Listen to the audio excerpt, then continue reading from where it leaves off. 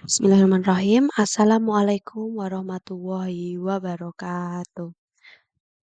Untuk kesempatan kali ini, saya izin memperkenalkan diri. Nama saya Hana Zakiah, mahasiswa PPG Prajabatan gelombang 2 2024, kelas 1 PGSD. Di sini saya penerapan Zone of Proximal Development atau ZPD sesuai dengan kebutuhan peserta didik kelas 4 SDN Bengkol 1, yaitu ketika saya setelah memberikan asesmen diagnostik di awal pembelajaran agar mengetahui kebutuhan siswa di kelas 4 SDN Bengkol 1, yang mana saya menyesuaikan dengan karakteristik siswa itu sendiri.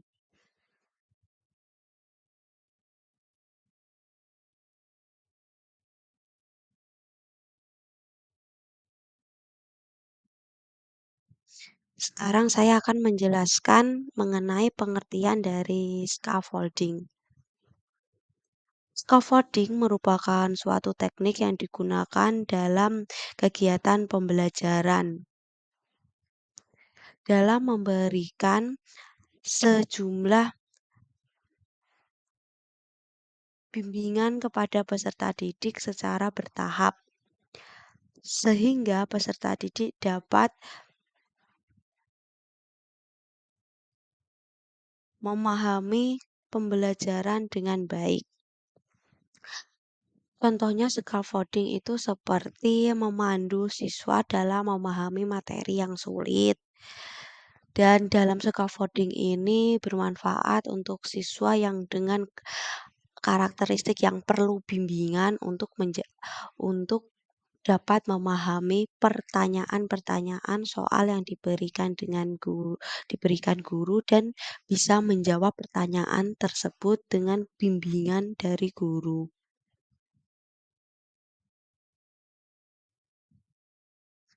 Berdasarkan temuan yang didapatkan setiap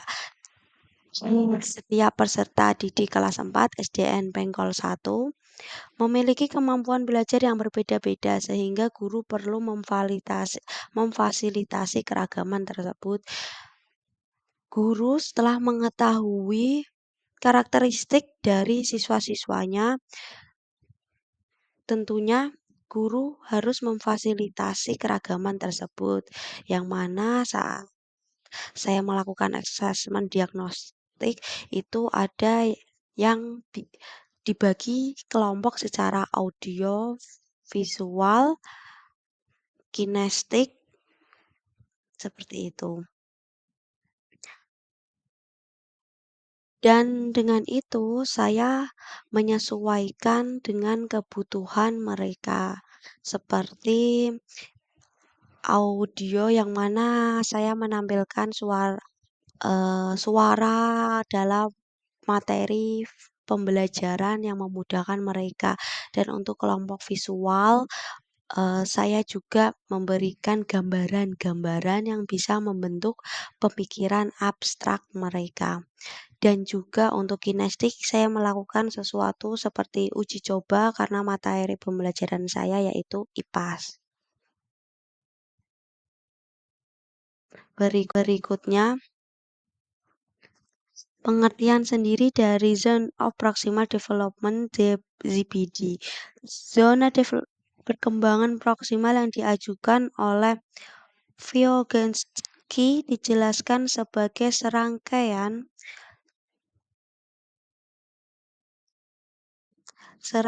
tugas yang sulit yang bagi anak untuk dikuasai sendiri, namun dapat dipelajari dengan bantuan individu yang lebih kompeten seperti guru atau melakukan kerjasama dengan rekan sebaya yang kita ketahui yaitu namanya tutor sebaya, karena siswa juga ada sesuatu yang lebih masuk nyaman dan ada jika dijelaskan dengan temannya sendiri. Dari pengertian zone of proximal development ini sangat banyak manfaat yang bisa didapatkan oleh siswa itu sendiri. Siswa dapat lebih memahami secara mendetail karena kita membimbingnya dan memberikan pertanyaan-pertanyaan pematik yang bisa membuat siswa membuka pemikiran abstraknya. Baik,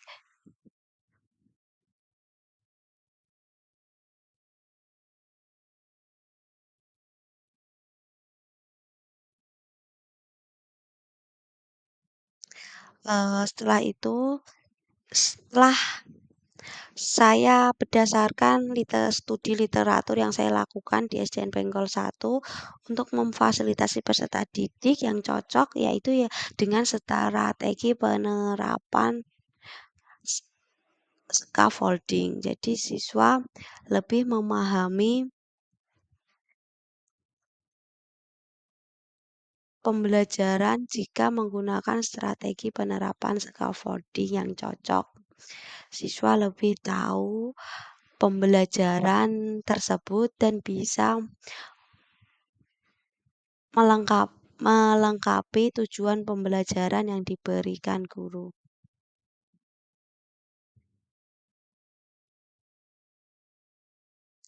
Berikutnya ini adalah video ketika saya membentuk sebuah kelompok dalam penerapan strategi ZPD dalam kegiatan pembelajaran ilmu pengetahuan alam dan sosial. Saya membagi kelompok yang sudah saya lakukan di asesmen diagnostik di awal pembelajaran.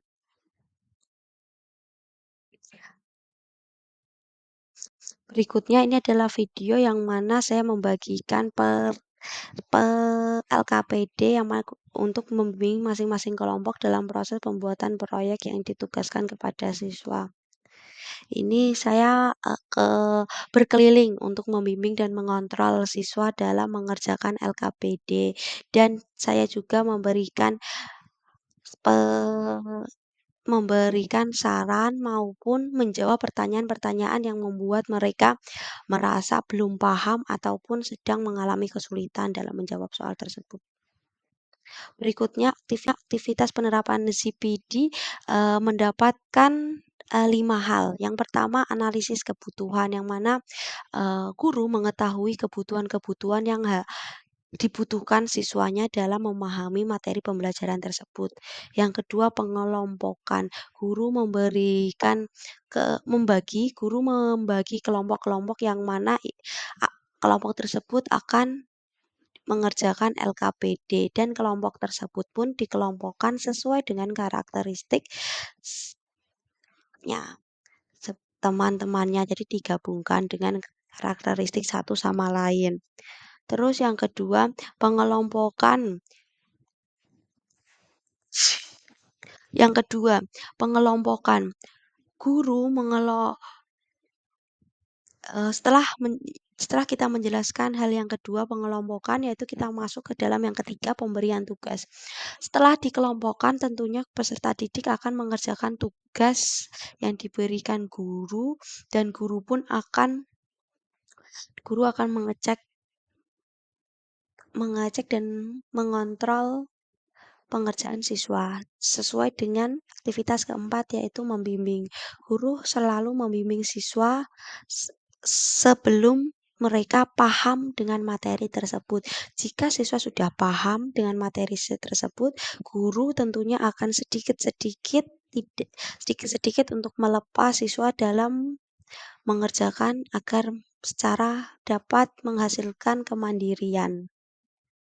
Yang kelima yaitu evaluasi. Tentunya setelah adanya tugas, siswa akan mengevaluasi pengerjaannya. Apa yang masih belum benar, apa yang tidak dipahaminya, dan bagaimana kesimpulan dari pembelajaran tersebut nanti akan dimasukkan ke dalam evaluasi. yaitu hasil dari penerapan CPD. Yang pertama, siswa menjadi terlibat aktif dalam pengerjaan. Yang kedua, lingkungan yang suportif karena tadi dikelompokkan sesuai dengan karakteristiknya, yang mana itu sesuai dengan pemikiran. Jadi tidak ada yang berbuat semaunya karena pembelajarannya sama karakteristiknya. Yang ketiga, dapat menyelesaikan tugas dengan baik. Ya, sesuai dengan yang sudah saya jelaskan, siswa jika diberikan tugas sesuai dengan karakteristiknya tentunya dapat menyelesaikan tugas dengan baik. Berikutnya berikutnya ini adalah penerapan strategi dari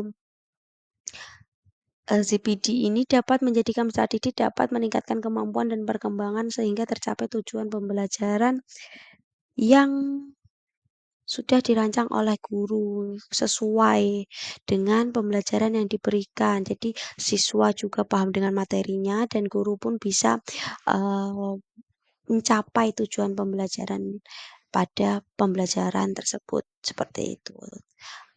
Cukup sekian dari presentasi saya. Wassalamualaikum warahmatullahi wabarakatuh.